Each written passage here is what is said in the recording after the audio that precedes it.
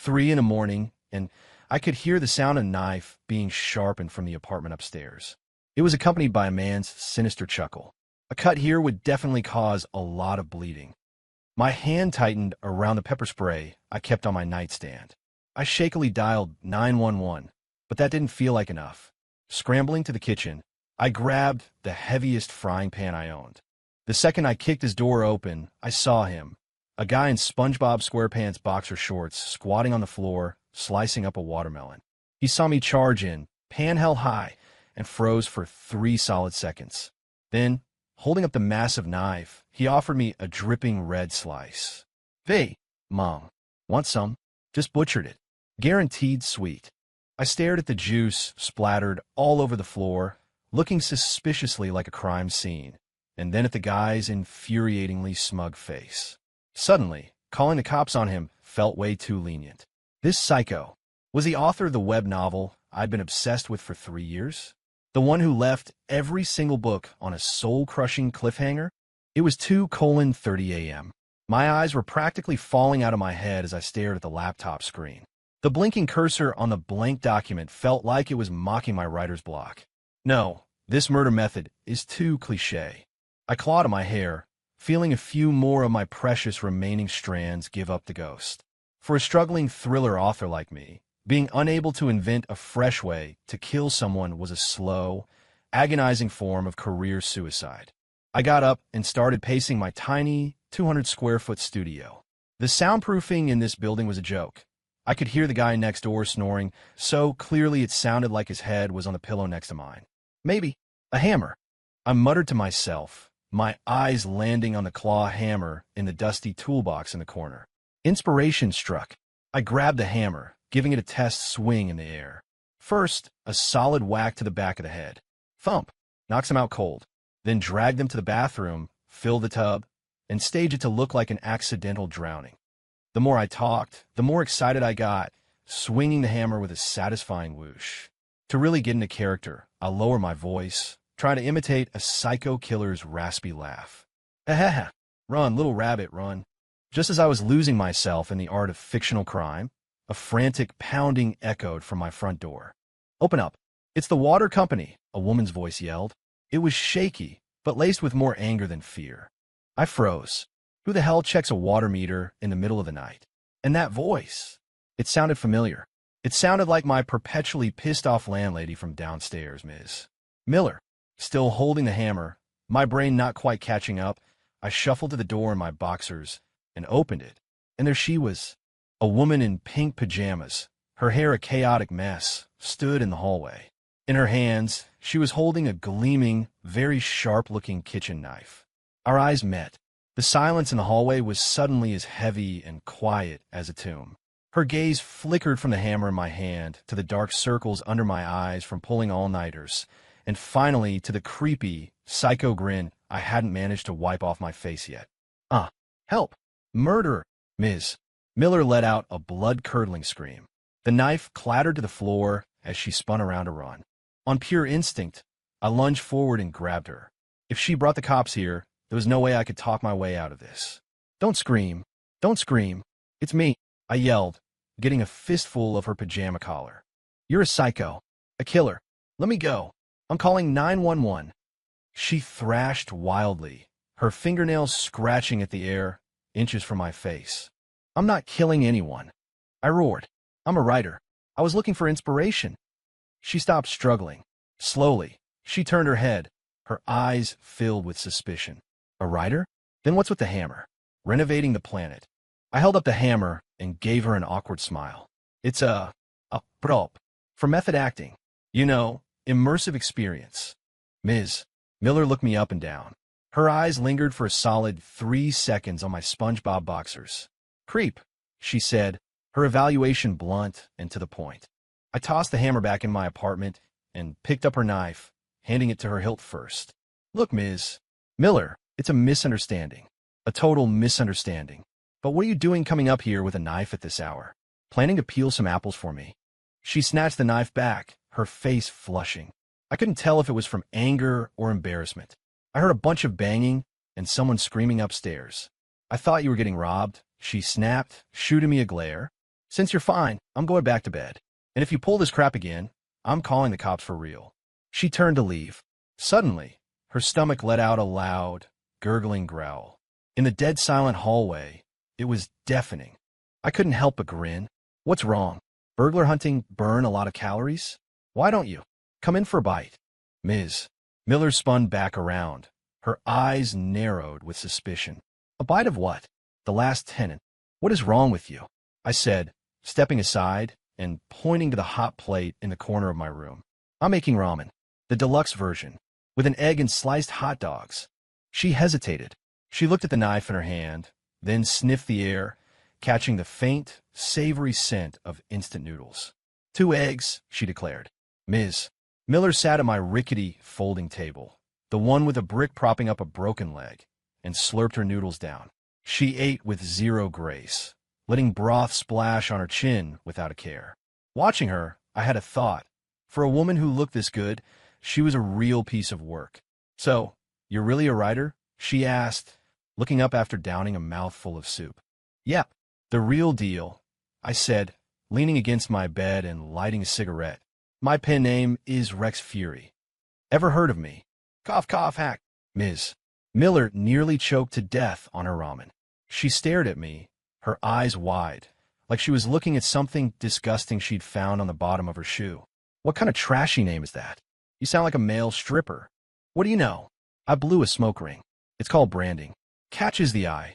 It's what the readers want these days. She grabbed a napkin to wipe her mouth, then paused, a look of dawning horror on her face. Wait a second. Rex Fury. The guy who wrote Midnight Morgue. I blinked. Oh, you've read it. The expression on Paige's face was a cinematic masterpiece. It shifted from shock to fury, and then to a murderous rage that made me genuinely fear for my life. So it was you. She slammed her hand on the table, making the noodle bowl jump. You bastard. You just abandoned it. You left the heroine locked in a morgue, and then just stopped. Do you know how long I've waited? 3 months. I bought a box of hate mail to send you, but I didn't know your address. I instinctively recoiled. Crap. I'd stumbled upon a real-life superfan-turned-hater. Well, you know, writer's block. Inspiration is a fickle beast. Sometimes you just can't force it. Cut the crap. She pointed a finger right at my nose. Now that I've found you, you're not getting away. You're going to update this thing, right now. And if you don't give me 3, no, 5 chapters tonight, you can forget about getting paid for these noodles. I almost laughed. Lady, these are my noodles. I'm the one treating you. And what about the rent? She shot back with a smirk, crossing her arms. You're 2 months behind, aren't you? I was planning on coming up here to evict you tomorrow. But now, I'm giving you a chance. You can write off your rent. $100 a chapter. I did the math. I owed her about $3,000. At $100 a pop, that was 30 chapters. She was going to work me to death. Isn't that a little extreme? Not even a sweatshop would work someone that hard. You don't want to write? She raised an eyebrow, her finger tapping the handle of the kitchen knife, still sitting on the table. Then we can talk about the rent. Cash, Venmo, or payment in kind. She drew out the last few words, her eyes raking over my body. I clutched my chest protectively. You can kill me, but you can't have my body. I sell my art, not myself. Ugh, get over yourself. She rolled her eyes in disgust. By payment in kind, I meant chopping you up and selling you for parts. I let out a breath of relief. My honor was safe. Fine. All right, okay? All right. I slumped back down in front of my computer with a miserable look on my face. But you have to leave. I can't perform with you watching. Nope. She pulled a chair over and planted herself by the door like a bouncer. I'm waiting right here. You'll show me each chapter as you finish it. And if I don't like it, you'll rewrite it. I stared at the screen in despair. This wasn't a landlady. This was a slave driver. Just as I typed the first sentence, she asked out of the blue, Hey, you said you're an orphan, right? So where do you go for Thanksgiving? My fingers froze over the keyboard. Nowhere. I hang out here, with my laptop. She was quiet for a moment. You could come home with me. My head snapped around. What? A flicker of awkwardness crossed her face. Don't get the wrong idea. My mom won't shut up about me being single. She's demanding I bring a boyfriend home this year. And you? Well, you're not much to look at, but you're technically a man. You'll do. I pointed to myself. Me? I'll do.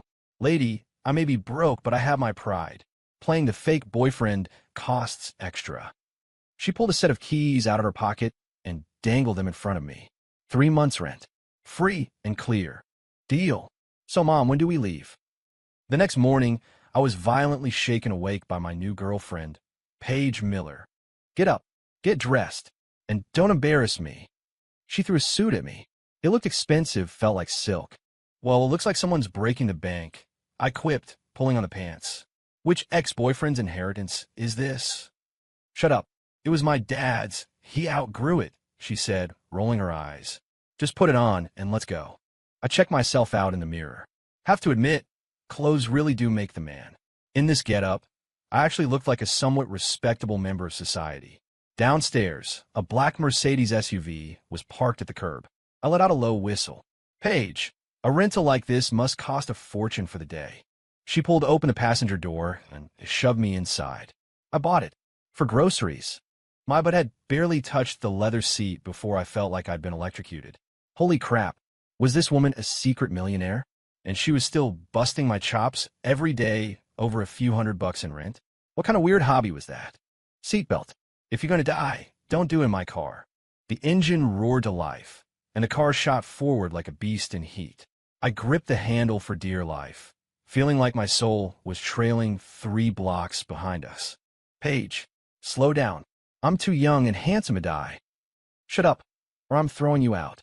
The car tore through the streets, finally screeching to a halt in front of a massive villa in the suburbs. I stared at the front gate, which was bigger than my entire apartment, and felt my knees go weak. This is your house. Don't look so starstruck.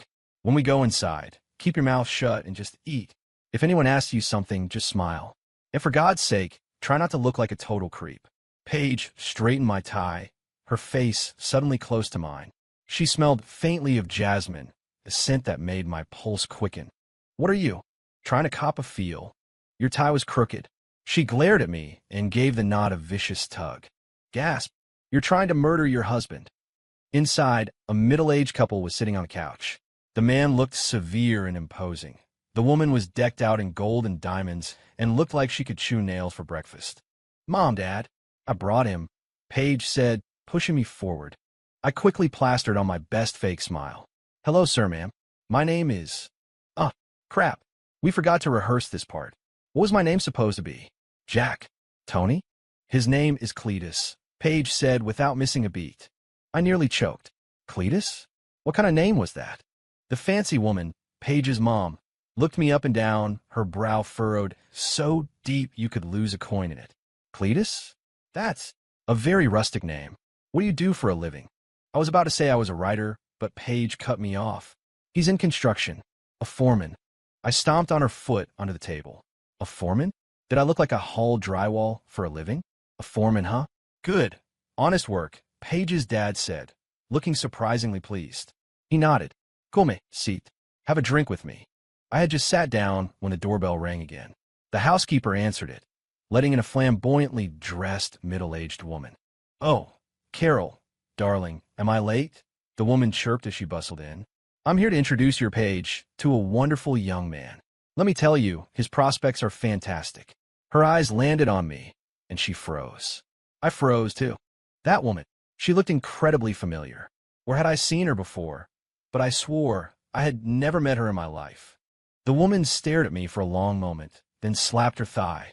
Oh, my word. Isn't that? What's his name? My stomach dropped. Oh, no. Was she a creditor? Another one of my angry readers? The atmosphere turned painfully awkward. The middle-aged woman, let's call her Aunt Brenda, was staring at me, a strange, unnerving glint in her eye. You know Cletus? Paige's mom asked, confused. Cletus? Brenda blinked, then burst into a cackle of demonic laughter.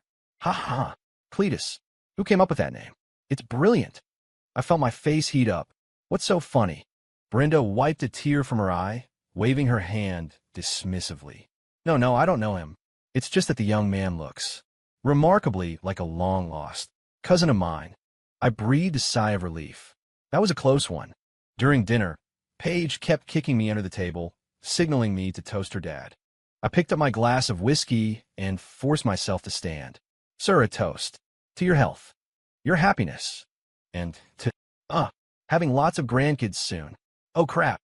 The table went dead silent. Paige's dad, his glass halfway to his lips, froze. His face went from a pleasant red to a dangerous shade of purple.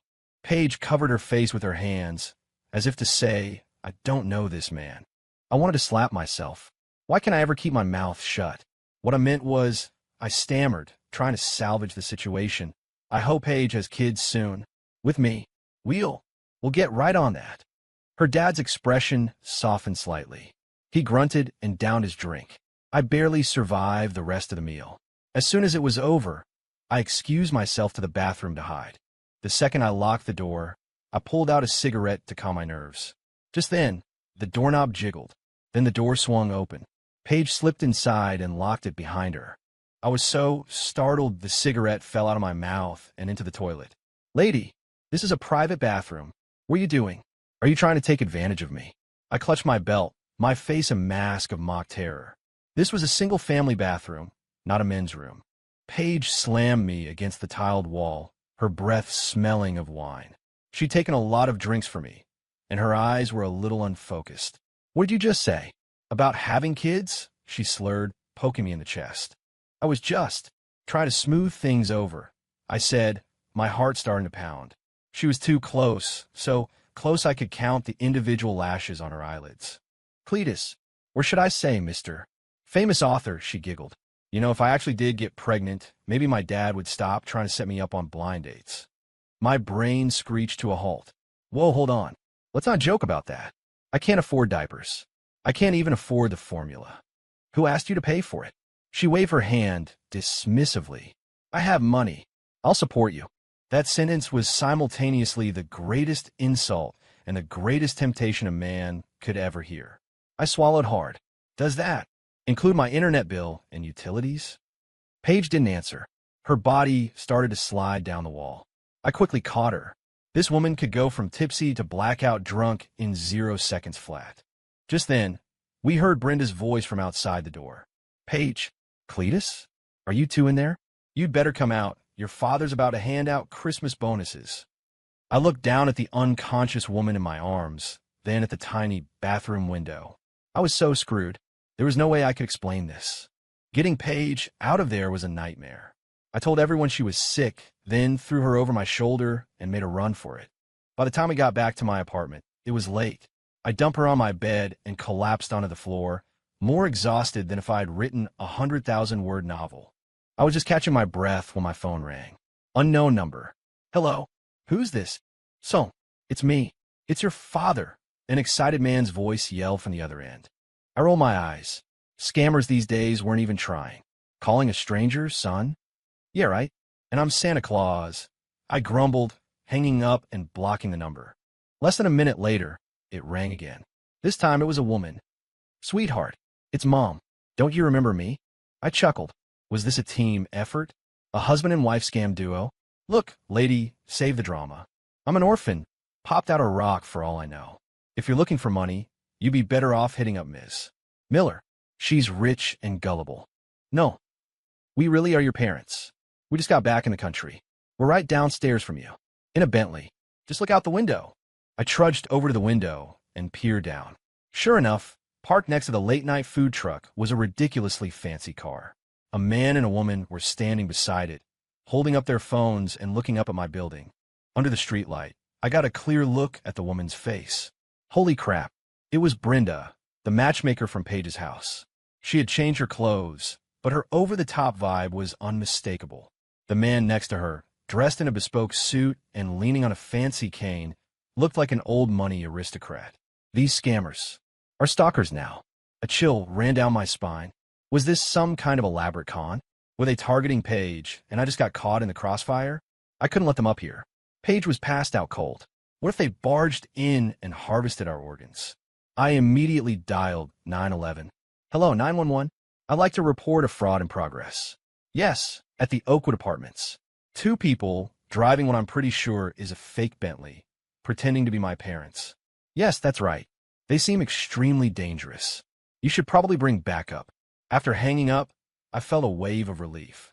10 minutes later, police sirens echoed through the complex. I watched from my window as the two scammers were pushed against the hood of their car by a couple of burly officers. A sense of civic duty washed over me. That's what you get for trying to scam me, I muttered. The next morning, Paige woke up, rubbing her head. How did I end up in your bed? You didn't do anything to me, did you? What could I possibly do to a passed-out bore? I asked, handing her a glass of water. Get up.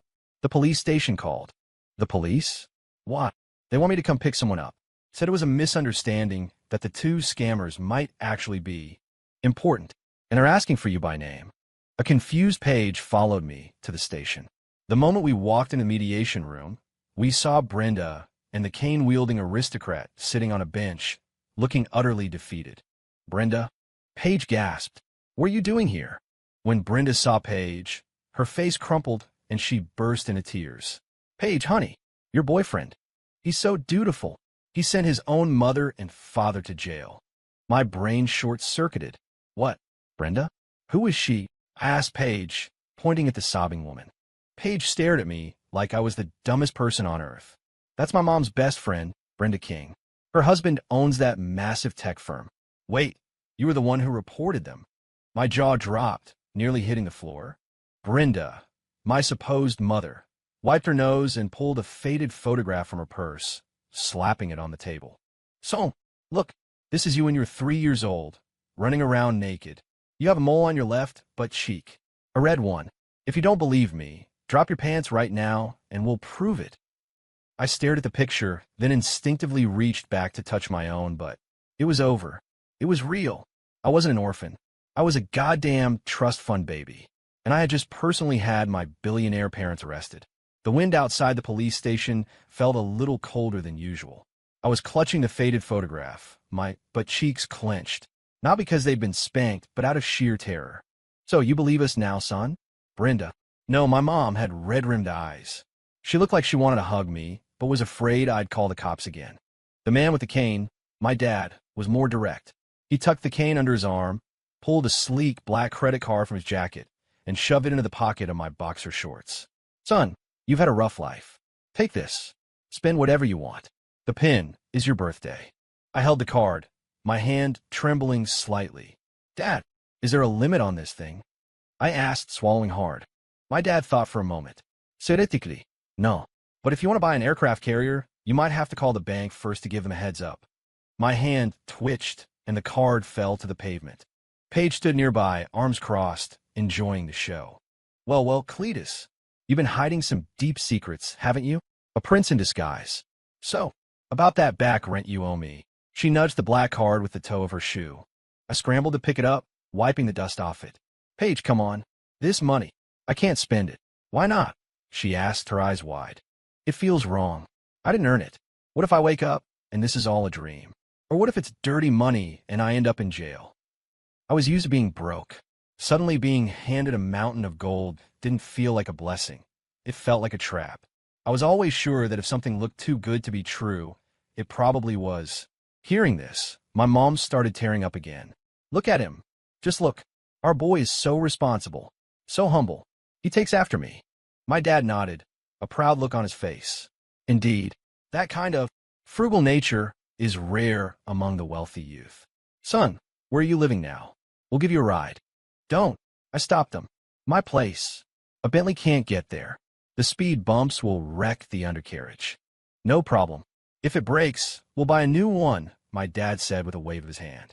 Was this how rich people lived? In the end, we took Paige's SUV. My parents insisted on coming, squeezing into the back seat. Paige drove, and I sat up front. The atmosphere in the car was bizarre. Son, that girl. Is she your girlfriend? My mom whispered, leaning forward. Paige's ears perked up. She shot me a look in the rearview mirror. I was about to deny it when a sharp pain shot through my thigh. Paige had reached over and given me a vicious pinch. Yes, man, we've been living together for a while now, Paige said, her smile sickeningly sweet. My mom's eyes lit up. Living together? Does that mean I might get a grandchild soon? I grimaced in pain. Mom, don't get ahead of yourself. We have a purely financial relationship. She's the landlady. I'm the tenant. I just owe her a few thousand in rent. A few thousand? My dad handed a check over the seat. Young lady, here's $1 million. Consider it rent paid on Cletus's behalf. Keep the change. Paige's hands jerked on the wheel, and the SUV nearly swerved into a ditch. Back at my apartment, my parents stared in stunned silence at the room littered with takeout containers and peeling paint. My infamous SpongeBob boxers were still hanging on the back of a chair. "This is where people live?" my mom asked, clutching her nose, her face a mask of pain. "It's not so bad," I said, snatching the boxers and stuffing them under my pillow. "It's humble, but it builds character. Besides, the gloomy atmosphere is great for writing horror novels." My dad poked a moldy piece of watermelon on the floor with his cane. "Son, you're moving. We have an estate on the east side of the city. It has a golf course. You can write there in peace." "Nope," I said flatly. "It's too clean. I won't have any inspiration. And it's too far from Paige. If she's not around to yell at me, I'll never finish my book." Leaning in the doorway, Paige fiddled with her car keys. A small smirk played on her lips when she heard that. "Don't you two worry," she said, striding in and slinging an arm around my shoulder with enough force to be a chokehold. "I'll take good care of him. I'll make sure he's well-fed and produces." "Excellent work for you." I felt the blood supply to my brain slowly being cut off. After finally getting my parents to leave, I collapsed onto the bed, feeling completely drained. "Hey," Paige said, kicking my leg. "What?" I mumbled into the mattress. "You're really a rich kid?" She sat on the edge of the bed, her expression unreadable. The genuine article. "What's the matter?" Regretting not locking me down sooner, I rolled over and gave her a weak smirk. Paige didn't insult me like she normally would. She was quiet for a moment. "If you move out, who's going to finish Midnight Morgue for me?" Something stirred in my chest. Was this tough-as-nails woman actually going to miss me? "Don't worry," I said, patting my chest. "Even if I inherit a billion-dollar empire, I'll still be your personal word slave, as long as you don't raise the rent." Paige smiled. She leaned in close, her warm breath tickling my ear. "Raise the rent? Of course not. But since you have money now, you'll be covering the utilities, the internet, the maintenance fees, and my daily coffee and late-night snacks." "On what grounds?" I asked, my eyes wide. "On the grounds that I know you have a red mole on your left butt cheek." I instinctively covered my behind. This woman was ruthless. "Fine, fine, you win. I'll be your sugar mama. I mean sugar baby, whatever. You're the boss, Ms. Miller. That's more like it." She stood up and stretched, the hem of her pajama shirt riding up to reveal a flash of her pale waist. I quickly shut my eyes. Look away, look away. Even though I refused to move, my mother was not giving up. On the third day, she dragged me to some high society gala, insisting she needed to introduce me to her circle and, incidentally, find me a suitable wife. "Mom, I'm with Paige," I protested. "That girl is fine, but she's got a temper. What if she's abusive? I need to find you someone gentle," my mom fretted, straightening my tie. I thought about Paige and her kitchen knife and figured my mom might have a point. But for some reason, the thought of having dinner with another woman just felt wrong. The gala was at a five-star hotel, so bright and gilded it hurt my eyes. I felt like a trussed-up crab in a custom-tailored suit that was 2 sizes too tight. "Oh, you must be Mr. Hayes." A woman in an evening gown, holding a glass of red wine, glided over to me. She was pretty, but her makeup was so thick she looked like she was about to perform in an opera. "Hello," I said awkwardly, extending a hand. "I hear you're a writer, Mr. Hayes. How impressive. What do you read? Proust? Murakami?" Her question made my skin crawl. I mostly read Reader's Digest. Lately, I've been studying a manual on the postpartum care of prize-winning hogs." The woman's smile froze on her face. "Heh, you're so funny, Mr. Hayes." Dinner was even more torturous. The plate in front of me held a piece of steak not much bigger than a pencil eraser, and it was still bleeding. I sawed at it with my knife and fork for what felt like an eternity. "Waiter!" I raised my hand. The entire ballroom went quiet. A handsome man in a tuxedo appeared at my side. "Sir, can I get a pair of chopsticks? This thing is too slippery. I can't stab it properly." A ripple of quiet laughter spread through the room. The socialite across from me turned green and pretended to be fascinated by her phone. Just then, a familiar voice cut through the silence. "Get him a pair. And give me some too. This steak is so rare, it's a waste not to slice it up for hot pot." I turned around. Paige was striding towards our table, poured into a tight black dress and wearing dangerously high heels. Her hair was up, showing off the elegant line of her neck. She looked drop-dead gorgeous. I was dumbstruck. What? What are you doing here? Paige sat down right next to me, picked up my wine glass, and took a sip. If I didn't come, I was afraid one of these vultures would eat you alive. She shot a murderous glare at the socialite, who promptly fled. Ethan Hayes owes me 5 chapters. Until he's finished, nobody is taking him anywhere. A blind date? They can talk to my deadline-enforcing knife first. My parents, watching from a distance, weren't angry at all. In fact, they looked delighted. I leaned closer to Paige. "You look really hot tonight," I whispered. She rolled her eyes, then stomped on my foot under the table with her stiletto. "Shut up. When we get home, you're writing me a bonus chapter about a badass CEO heroine, or I'll kill you." Tears welled up in my eyes from the pain, but deep down, I felt a little warm and fuzzy. This woman, she was jealous, right? She had to be. It was after midnight by the time the gala ended and we got home. A storm had rolled in. Rain lashed against the windows, and thunder shook the entire building. I had just gotten out of the shower and crawled into bed, trying to brainstorm Paige's bonus chapter. Suddenly, with a loud crack, the power went out. The room was plunged into total darkness. Cursing, I fumbled for my phone. That's when I heard a faint scratching sound at my door. Scrape, scrape. It sounded like fingernails dragging across wood. My scalp tingled. I've been writing horror for 5 years. There wasn't a monster I hadn't imagined. But when it was happening for real, I was a total coward. "Who's there?" I yelled, grabbing my pillow as a makeshift weapon. The door creaked open. A white figure floated into the room. "Ethan," a choked voice whispered. I switched on my phone's flashlight. It was Paige. She was hugging a SpongeBob pillow, her hair down and wild, her face pale as a ghost. "Jesus, you scared me." I breathed a sigh of relief. "Can't you knock?" I thought the girl from the ring was coming to collect my overdue manuscript.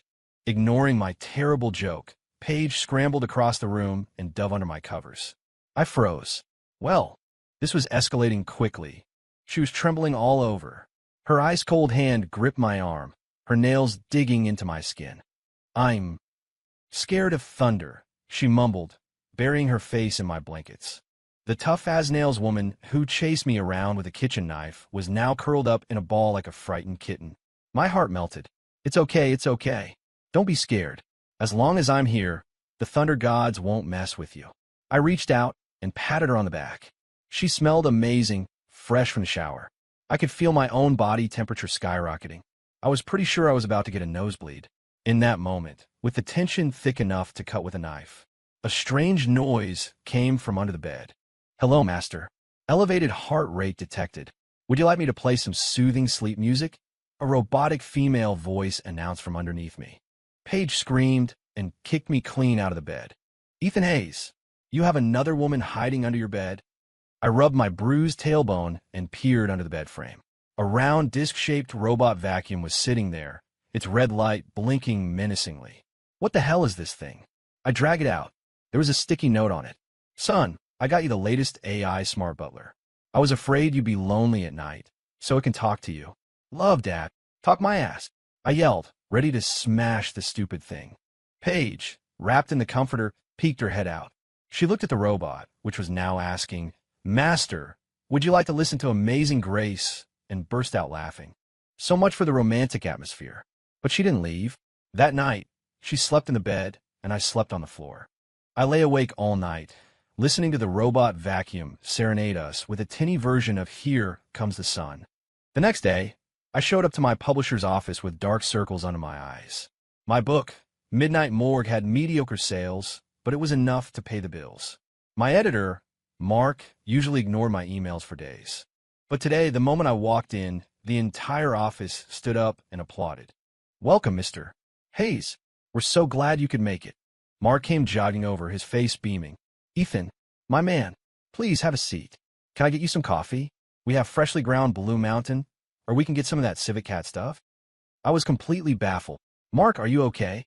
Weren't you just threatening to cut my royalties yesterday?" Who would dare cut your royalties?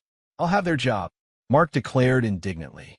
"As of today, You are the star author of this platform. We're tripling your royalty rate. All the top promotional spots are yours. Movie rights, comics, you name it. We're making it happen. He slid a contract in front of me.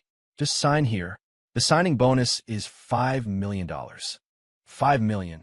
I stared at the number, at all those zeros, and felt not a spark of joy, but a surge of anger. Mark, be honest with me. I closed the contract. Did someone buy this company yesterday? Mark blinked, then nodded slowly.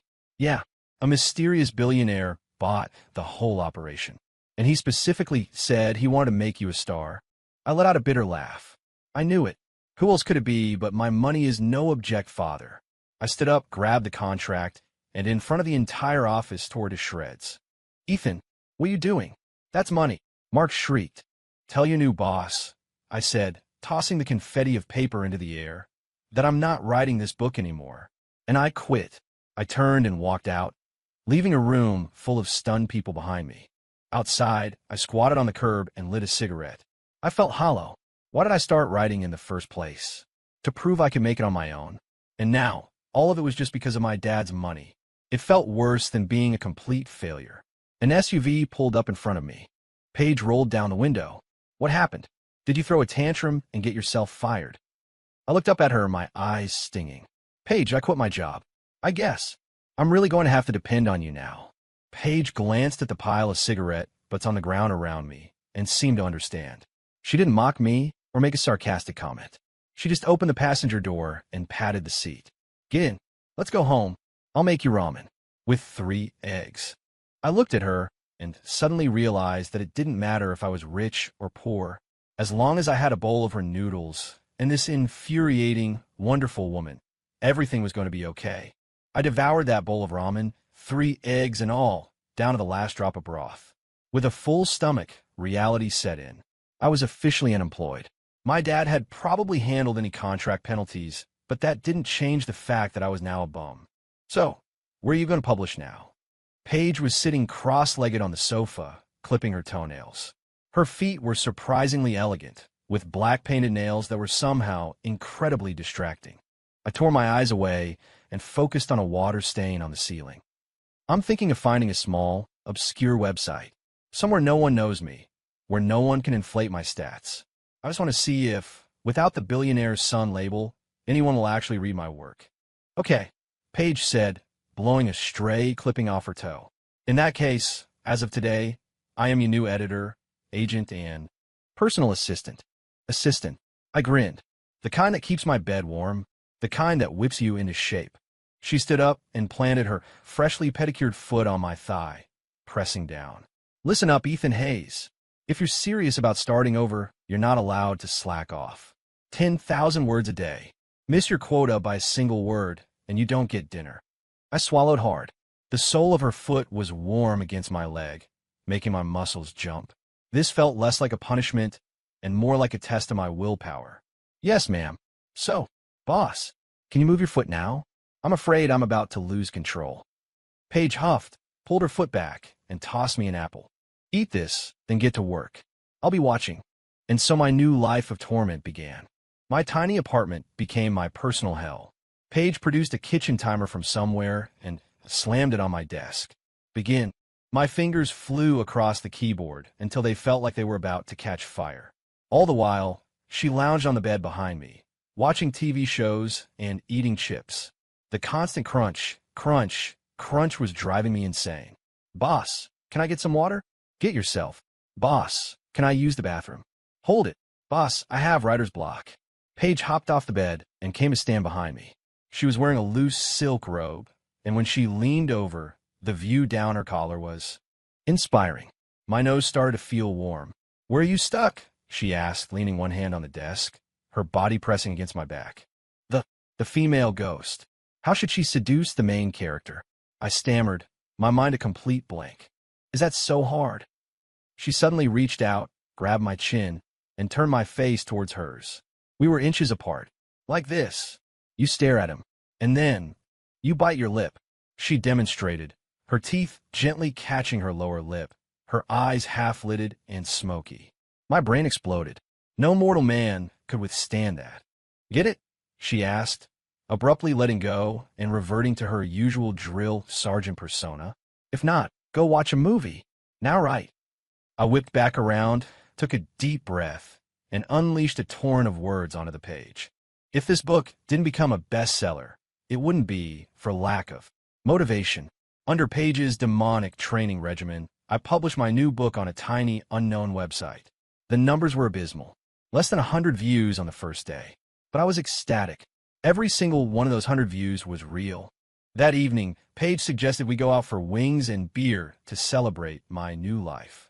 As we headed downstairs, we saw a flashy, hot pink Porsche parked by the entrance. Leaning against it was a man in a white suit, holding a ridiculously large bouquet of red roses. His hair was slicked back with so much Jellyfly would slip and break its neck. The moment Paige saw him, her face clouded over. "Turn around. We're going back," she said, trying to hustle me back upstairs. "Paige." The man had spotted her. He darted over and blocked our path. "Paige, I finally found you. Why are you living in a dump like this?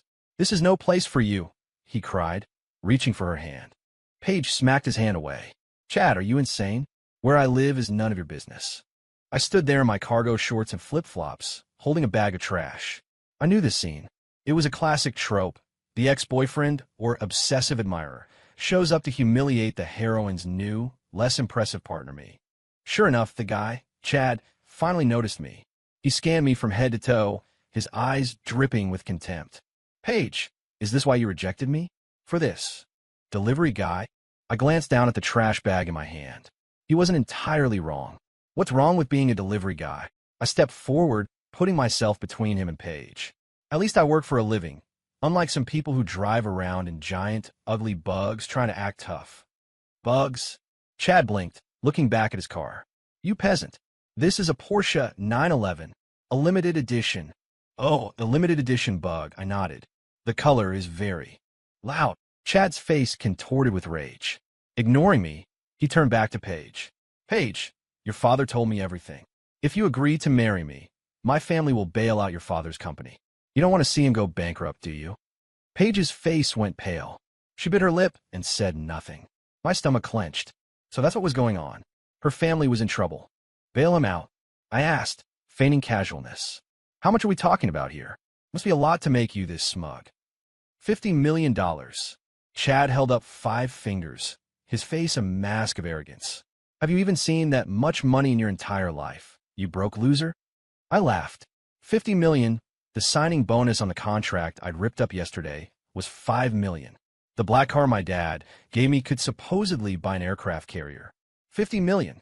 "Yeah, that's a decent chunk of change," I said, dropping the trash bag and dusting off my hands. "But you must be out of your mind if you think you can buy Paige for that little." "What did you say?" I turned and wrapped an arm around Paige's waist. She stiffened but didn't pull away. I said, "She's with me now. Her family's problems are my problems. So take your bug and get lost." Chad roared with laughter. "You'll handle it?" "With what?" "Your garbage bag." I pulled out my phone and dialed the number I swore I'd never call again. "Hey, Dad. It's me, Ethan." "Yeah. I need you to wire me 100 million. "Yes, now. I need to crush a man's soul." The line was silent for 3 seconds. "So, you're finally acting like one of us. Is 100 million enough? I could send 1 billion. Do you want cash, a check, or should I just buy his company and have it liquidated?" I could practically hear my dad bouncing with excitement. "A wire transfer is fine. Quick as you can. I'm on a schedule." I hung up and waved my phone at Chad. "Give it a minute. Bank transfers can lag a little." Chad was laughing so hard he was bent over. "Oh, this is rich. Wire me 100 million. Are you playing with Monopoly money? Paige, look at this guy. He's not just broke, he's delusional. He's really committed to the act. I'll give him that." Paige tugged on my shirt. "Ethan, stop it. Let's just go." "I'll handle it," she whispered. There was no belief in her eyes, only embarrassment. She thought I was making a fool of myself, of her. I didn't move. I squeezed her hand tighter. "Trust me, just this once." Ding. A notification sound from my phone. I opened the text message and held the screen up to Chad's face. "Here, count the zeros for me." Chad glanced at it dismissively, then his eyes went wide. He counted, then counted again. The smirk on his face slowly melted away, replaced by an expression of pure, unadulterated shock. This is photoshopped. It has to be fake, he shrieked. Yeah, whatever, I said, shoving the phone into Paige's hands. PIN is 6/8. Transfer the money to your dad and tell him to get this fly out of our lives. Paige held the phone, her hands shaking so badly she looked like she had Parkinson's. Ethan. Did you rob a bank? I told you. I'm a rich kid. You just refused to believe me. I turned back to Chad, walked over to his Porsche, and kicked one of the tires. 50 million, right? Now, take your money and your bug, and to get out of my sight. If you ever bother her again, I'll buy your family's company and make you the head of janitorial services. Chad's face was ashen. He looked from me to Paige, and then, with a defeated grunt, scrambled into his car and sped away. He was in such a hurry he knocked over a row of garbage cans. Jerk can't even drive, I muttered, turning back to Paige. She was still standing there, holding my phone like it was a live grenade. Come on, let's go get those wings. My treat. We'll get extra ranch. Paige looked up, her eyes suddenly red and watery. She launched herself at me, crashing into my chest. The impact nearly cracked a rib. Ethan Hayes, you asshole, she sobbed, burying her face in my shirt and wiping her tears and snot all over my $9 t-shirt. I sighed and wrapped my arms around her. Yeah, I'm an asshole, but I'm a rich asshole. That night, the celebratory wings and beer tasted a little different. Paige didn't eat. She just drank, downing one beer after another like it was water. You know, she slurred, her head on the table. I thought my life was over. She pointed a wobbly finger at me. I thought I was going to have to marry that idiot, Chad. The thought of sharing a bed with that guy makes me want to throw up. Well, you didn't have to, I said, peeling a spicy shrimp and putting it in her mouth. Eat something. Don't just drink. She chewed on it. Then a goofy grin spread across her face.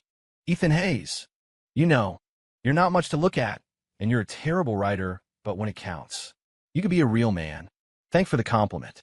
You can leave out the first two parts next time. By the end of the night, Paige was completely wasted. I had to carry her home. She looked skinny, but she was heavy as a sack of bricks. Back in my apartment, I dropped her onto the bed. I was about to get her a glass of water when she reached up and hooked her arm around my neck. A sudden, strong pull sent me tumbling down on top of her. Our eyes locked. Her gaze was hazy, her breath hot on my face, carrying the scent of beer and spices. Ethan Hayes. W.H. what? My heart was hammering against my ribs. I propped myself up on my hands, afraid to move. Did you mean it earlier, when you said I was yours? Her fingers traced a light path down my throat, sending shivers through me. That was just to scare off Chad, I said, my mouth suddenly dry. Coward, she cursed, and then she pulled my head down and kissed me. Her lips were soft and tasted of spicy shrimp, a fiery, tingly sensation that shot straight to my brain. The last thread of my self-control snapped. I kissed her back, deepening it, my hand moving to the back of her head. The temperature in the room shot up. My other hand slid up her side, feeling the smooth, soft skin beneath her shirt. She moaned, her body trembling slightly, just as I was about to press my advantage. Bang, bang, bang. The deafening pounding came from the front door. Open up. Neighborhood Outreach Program. I jumped, startled so badly I almost fell off the bed. Paige was jolted awake, too. Who is it? She mumbled, pushing me away. Fuming, I stumbled off the bed, straightened my clothes, and stomped to the door. I yanked it open to find a team of men in black suits and white gloves standing in the hallway, holding various boxes and cases. The man in front, who looked like a butler, bowed deeply. Good evening, young master. Your father heard about the $100 million transfer and was concerned your quality of life might be suffering. He has sent us to make your bed. I looked back at the disheveled Paige in my room, then at this ridiculous welcoming committee. Get out. The next morning, Paige and I sat on opposite sides of the bed, staring at each other. Last night's kiss hung between us like an unexploded bomb. About last night, I began tentatively. I was drunk last night. Paige cut me off, her face turning a deep shade of red. It was like being mauled by a dog. Let's forget it. Okay, I'm a dog, I nodded. So, can this dog maul you again sometime?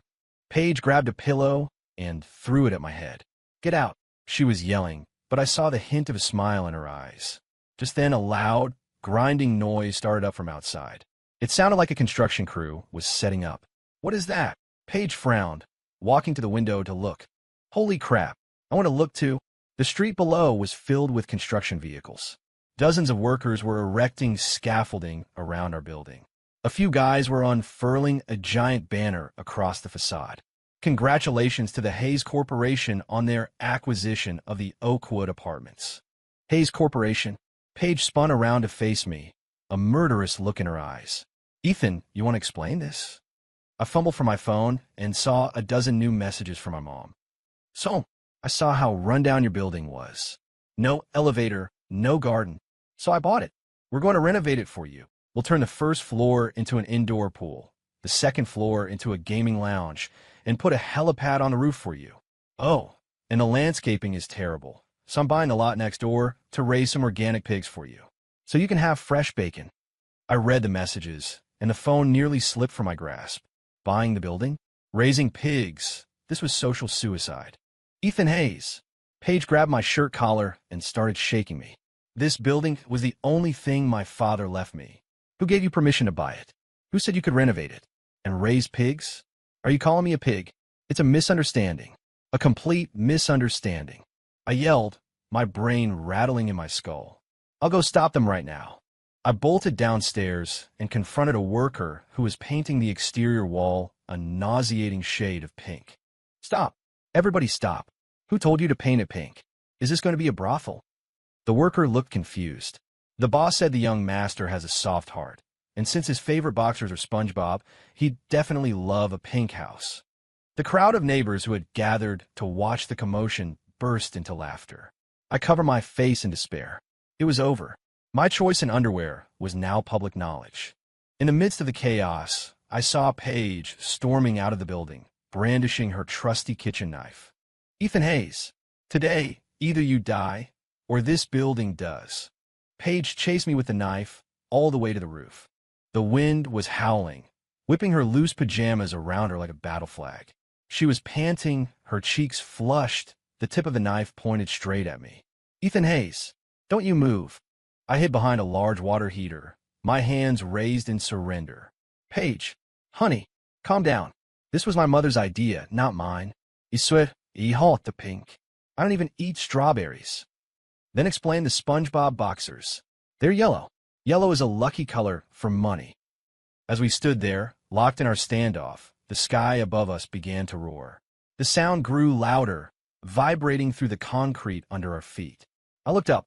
A private helicopter, painted a gaudy gold, was circling overhead.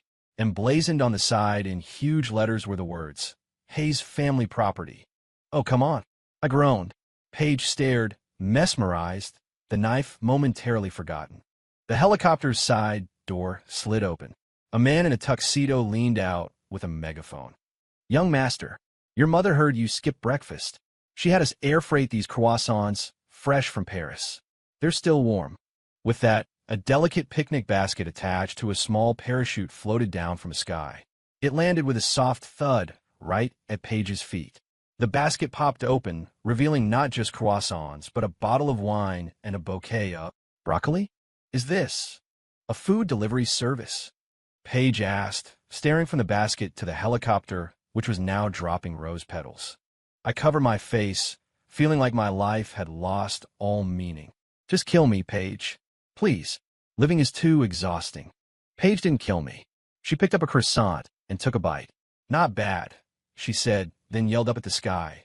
But next time, can you bring some spicy wings? I'm not a fan of French food.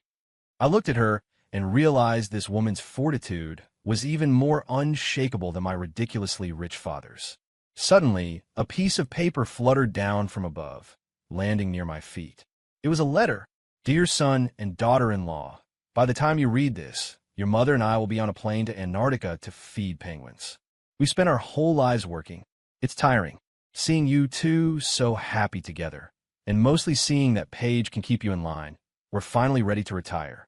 So, we've made a decision. The position of CEO of the Hayes Corporation has been transferred to Paige. That's right, Ethan, not you. You don't have a mind for business. You're better suited to staying at home, writing your little stories, and being a kept man. Paige, on the other hand, has grit, and she loves money. She's a natural. From now on, Paige is your boss, your benefactor, your everything. The company also comes with $3 billion in assets. Yes, assets. It's all yours now. Don't write. Your irresponsible parents. After reading the letter, Paige and I stood there completely frozen. $3 billion? The letter slipped from Paige's fingers. Ethan Hayes, she said, her voice trembling. Did your parents just scam me? I immediately dropped to my knees and hugged her legs. Wife, boss, queen, I don't care if it's assets or debt. I'm with you for life. You eat steak, I'll lick the plate. You go into debt, I'll help you run away. Get off me. 5 years later, in the CEO's office of the Hayes Corporation, Paige, dressed in a sharp power suit, sat behind a massive desk, signing documents. She looked even more commanding and beautiful than she had 5 years ago. I was sprawled on the couch opposite her in sweatpants, playing a game on my phone. Jessica, Paige said without looking up. Yes, ma'am. I jumped up in a mock salute. How may I be of service, my queen? Give me a coffee. Black.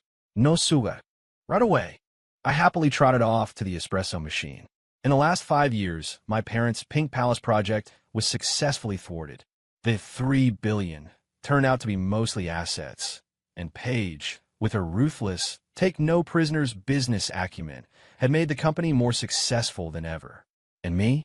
I had achieved my ultimate life goal.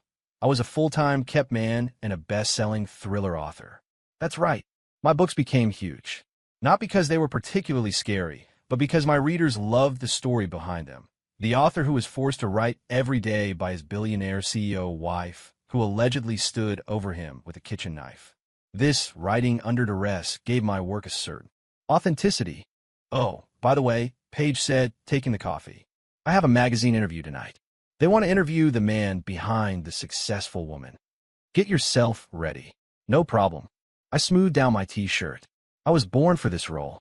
That evening, under the bright glare of camera lights, the reporter held a microphone to my face. Mr. Hayes, as the husband of the incredible Paige Miller, what would you say is the secret to a happy and successful marriage? I glanced at Paige, who was sitting beside me, a smirk on her face as she fiddled with the simple band on her ring finger. I took a deep breath and gave the camera my biggest, most sincere, goofy smile. The secret is simple, I said. First, always listen to your wife. Second, make sure your boxers have cartoons on them. And third, when life gets crazy, don't panic. Just remember that if you're shameless enough, you too can land a rich, beautiful woman to support you. The entire studio audience roared with laughter. Under the table, Paige stomped on my foot. Hard. But this time, she didn't call me an idiot. She leaned over in front of all the cameras and all the flashing lights and planted a firm, loving kiss on my cheek. You're a moron, she whispered in my ear. When we get home, I'm making you ramen. With 5 eggs. This was my life.